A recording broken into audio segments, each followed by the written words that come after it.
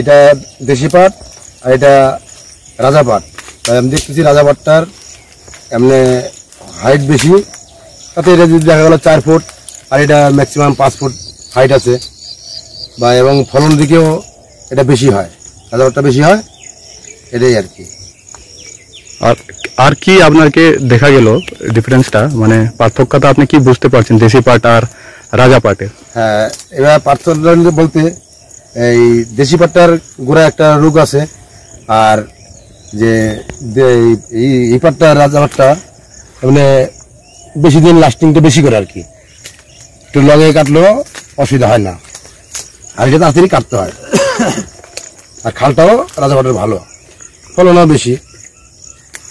আর ডালফালা কিছু নেই, পাটটার গায়ে কাটা কম থাকে আর এটার পাটে কাটা বেশি।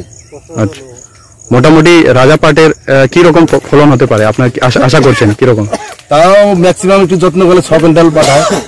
6 কুইন্টাল 6 কুইন্টাল হলে প্রায় একরে 6 কুইন্টাল মানে একরে 18 কুইন্টাল। আর মোটামুটি দেশি পাটের কি রকম হয়?